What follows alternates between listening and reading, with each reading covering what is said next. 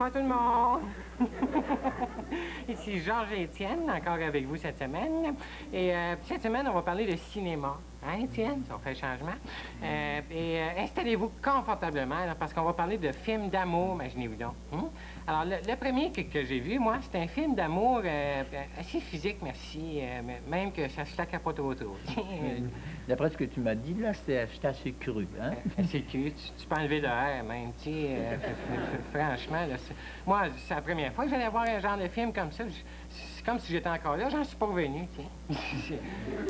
Pourtant, t'aurais dû t'en douter, juste à voir le titre, hein? Aime-moi vite, le jour se lève. Ben, c'est... En plus, la fille t'a dit que c'était un 18 ans. Ben là, 18 ans, moi, tu sais, après le film, j'ai compris que ça devait être le quotient que ça prenait pour écouter ça, tu sais. Mais viens-en au fait, là. Comment c'était ce film, Georges? Bien, disons que c'était assez spécial. Moi, à leur place, j'aurais appelé ça Tout le monde tout nu, tu sais, parce que je trouve que ça ressemblait un petit peu plus à ça. D'ailleurs, quand on connaît la force de l'éclairage que ça prend pendant qu'il filme, là, il y a une couple de comédiens qui devaient plumer avant la fin du tournage, je me dis. C'était très fort. Il y avait personne d'habillé?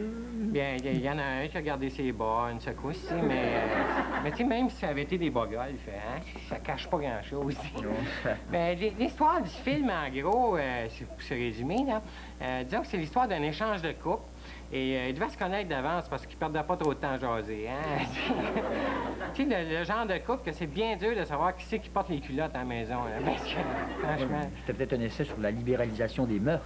Un essai, Étienne? Non, franchement, c'est plus qu'un essai. Tu sais, non, mais j'ai compté le nombre de positions différentes qu'ils ont pris pendant le film, mais j'étais rendu à 127 à un moment donné. Tu sais, non, mais à la gang, là, par exemple. 127? Oui, 127. Puis il y en avait des bizarres, hein? Il y en a une couple qui devait avoir mal à la laine le lendemain, m'a dit.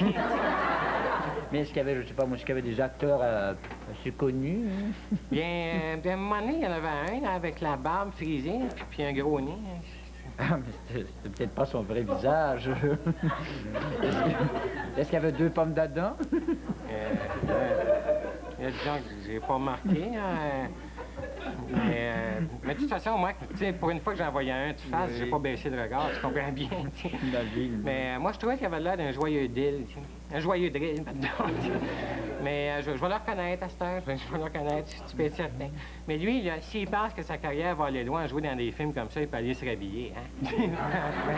Mais t'as pas retenu les noms des acteurs ou... Bien là, j'ai manqué le dégénérique à la fin, qu'est-ce que tu veux, tiens. Mais on va parler de l'autre film que j'ai vu, ça va faire changement. Parce que c'était un film qui avait un début, une fin, puis pas trop de milieu, là, tiens. Contrairement à l'autre. Et c'est une belle histoire d'amour, un peu comme Roméo et Juliette, Jean et Jeannette. Le dernier tango à Paris, là. C'est ça, avec Marlo Brando. Marlon Brando. Ah là, je me rappelle pas du nom de la fille, là, tiens. Mais c'était ce fameux tango-là, c'était plus un plainte qu'un tango, hein? Me dire que t'es assez collé, merci, dans ce film-là. Mais t'as vu que ça l'a mené jouer là-dedans? Hein? Il s'est trouvé dans un documentaire, c'est la vie du maître Drapeau, le Drapeau Calypse Nord, là. C'est un film qui a coûté des millions, qui t'a supposé s'autofinancer. Qu'est-ce qui est arrivé avec ça, on ne sait plus. Hein? C'est une histoire d'amour, enfin, débile, avec un scénario tellement fade. Peut-être, mais ça faisait du bien d'en voir deux qui étaient capables de s'aimer, de t'habiller. Tiens.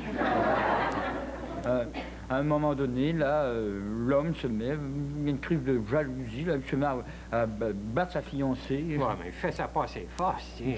Puis il l'a regretté après. De toute façon, il était trop tard, hein? Ben, tu trouves pas que le regretter avant, ça aussi? Alors, on va voir... Enfin, de toute façon, on va voir un extrait de ce navet, hein? Qu'on peut voir un extrait. L'extrait. Laissez-moi passer, il faut que je lui parle. Mais il ne peut recevoir personne. Voilà, il s'éloignera de lui-même. Ah, ma chérie, comme tu es heureuse de me voir. Tu es tellement jolie avec ta jaquette à col roulé. Je sais, je n'aurais pas dû te frapper. Mais je suis prêt à tout oublier. Recommençons zéro. Tu verras comme je serai heureux. Mon père est prêt à t'accepter maintenant. Tu verras, nous hériterons bientôt. Oui. Tu veux me dire quelque chose? Oui. Mais parle, voyons. Excuse-moi.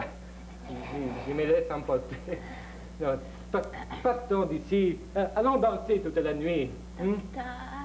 Docteur. Oui, n'aie pas peur. Il viendra avec nous. Allez, partons. Quelle brute. Non, mais c'est pas quel but. C'est pas la question. Il l'aimait comme un fou, tiens. Qu'est-ce que ça aurait été s'il l'avait détesté, hein? Non, c'est un film qui nous a fait reculer de 20 ans. Oui, c'est vrai que ça m'a rajeuni, moi. Tiens, ça fait du bien. Oui, et en plus, je sais pas, moi... Mais je suis désolé, Étienne, franchement. T'es désolé, toi? Tu te rappelles pas de Love Story? L'amour, c'est de ne jamais dire « je suis désolé ». Je suis désolé, Étienne. T'as rien qu'un ingrat. Un ingrat, moi? Seigneur, Oui. je suis grand et slim. Mais tu me traiteras pas de ingrat à TV. En tout cas, de toute façon, on s'en parlera tantôt. Alors, à la prochaine. Qu'est-ce que je fais là?